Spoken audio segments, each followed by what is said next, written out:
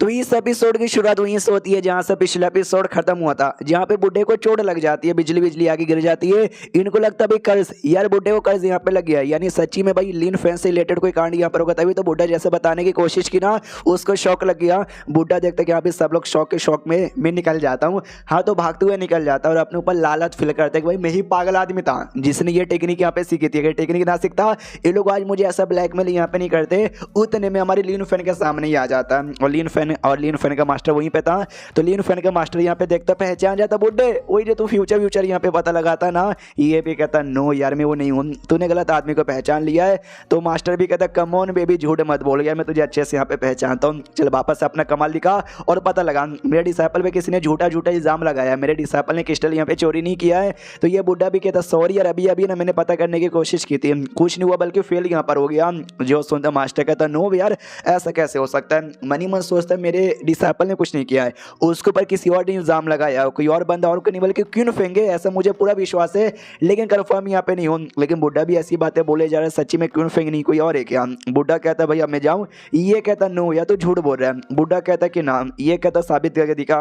वो भी कहता यार फिर से बिजली आके गिर जाएगी क्या यार। हाँ तो वापस से ट्राई मारता हूँ, वापस से बिजली आके गिरती है। रोना आ जाता है कि ऊपर वाले तो बिजली पूरा गिरा और खत्म कर दे। उतने में जो टीएन फैमिली के बंदे थे ना वो लोग भी आ जाते हो, कहते लीन फैन, वो देखो रहा लीन फैन। हमारा मास्टर को अब आइडिया लग जाता है कि एक्शन ये टीएन फैमिली जिसके लिए हमारा डिसाइपल पहले काम करता था लेकिन अब इसके साथ नफरत करने लगी। अब मुझे समझ आ गया, हाँ पक्का भाई मेरे डिसाइपल का चेहरा इनका किसी मेंबर ने लिया होगा, क्रिस्टल यहाँ पे चोरी कर लिया और जानबूझ के वो जो बेटी यहाँ पे थी ना टीएन फैमिली वाली हरे बालों वाली, उसने दुश्मनी करने का नाटक यहाँ पे किया ताकि ना उनके फैमिली पे कोई भी नाम ना आए और पूरा का पूरा नाम है ना लीन फैन के ऊपर यानी मेरे डिसाइपल पे आ जाए। यानी ये टीएन फैमिली तो कुछ ज्यादा ही चालाक निकल गई। और दूसरी ओर टीएन फैमिली वालों को ये लगता है कि भाई ये जो लड़का यहाँ पर है ना अकेले ये काम नहीं कर सकता, इसके साथ इसका मास्टर भी, इसके मास्टर ने बोला हो कि ऐसा ऐसा नाटक कर, यानी सारा क्रिस्टल इसके मास्टर के पास होगा, इसलिए ऑर्डर दे देगा भाई लीन फैन को जहाँ से मारो और उसके मास्टर को मार मार के लूट लो, पक्का उसके पास ही होगा। तो लिटरली उनके बीच में लड़ाई चालू हो जाती है। वो बुड्ढा भी देखता कि अरे यार क्या यहाँ पे हो रहा है। अब आते हमारे मेक ट्रक हो जहाँ पे उसके सिस्टम में लिखा था बधाई हो आपके चक्कर में ना वापस से चूजन के ऊपर गड्ढा इल्जाम लगा जिसके चक्कर में मुसीबत में आ गया। हमारा मेक भी कहता है मैंने मेरे वजह से यह जहाँ तक कि मुझे याद है जैसे सिगरेट यहाँ पे खत्म हुआ ना, बाहर आके मैंने एहसान यहाँ पे किया, स्टूडेंट्स को हेल्प यहाँ पे किया, यानी मैंने अच्छा काम किया, मैं तो बस अच्छा काम किया जा रहा हूँ, मैंने किसी भी चूजन वन के ऊपर यहाँ पे इल्जाम नहीं लगाया। सिस्टम में तो तुम फालतू मेरा नाम बदनाम करता है। सिस्टम ने रिवॉर्ड में लॉटरी मारने का ऑप्शन यहाँ पे दिया था, तो ये लॉटरी यहाँ पे मारता हो, जैसे लॉटरी मारता ना हेवली मास्टर सील नाम का एक सील यहाँ पे मिलता है। ये सील ऐसा है अगर आप यूज करोगे ना तो आपकी पावर किसी के साथ लड़ाई करते हुए 10% यहाँ पे बढ़ जाएगी। और बाई चांस सामने जो अपोनेंट यहाँ पर वो इंसान नहीं है, कोई मॉन्स्टर या कोई डेमन या कोई क्रिएचर यहाँ पे निकल गया तो आपकी पावर ना क्या बोलते हैं 20% यहाँ पे बढ़ जाएगी। ये भी कहता है वाह यार ये सील तो सुनने में बड़ा कमाल का यहाँ पे लगता है, मुझे यूज कर लेना चाहिए। मुझे याद है फॉन्ग के साथ बहुत पहले ना उसको भी एक ऐसा ही सील मिला था, बुद्धा सील, जो कि मैंने चोरी कर लिया था और मैंने अपना बना लिया था, लेकिन वो सील अच्छे से कंडेंस नहीं कर पाया।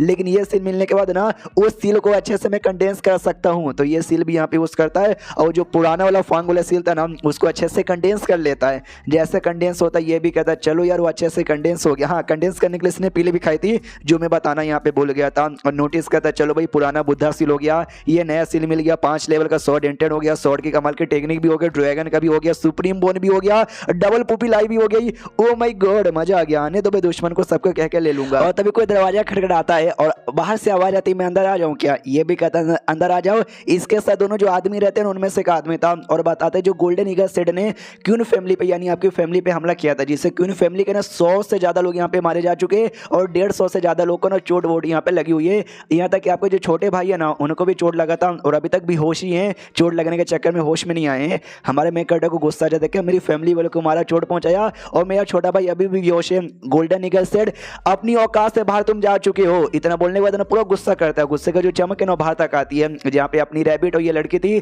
तो ये भी देखती यार बड़े गुस्से में लग रहे थे, लगता है किसी को मारने की प्लानिंग बना रहे। वो जो हेवली मास्टर सील था ना उसी सील से ड्रैगन तैयार होता है, उसी ड्रैगन पे बैठ कर ना ये निकल जाता है और जैसे वो निकलता है ना तो ये लड़की देख के पहचान जाती है, ओ माय गॉड यार ये तो हेवली मास्टर सील है। तो रैबिट कहता है क्या ये क्या होता है।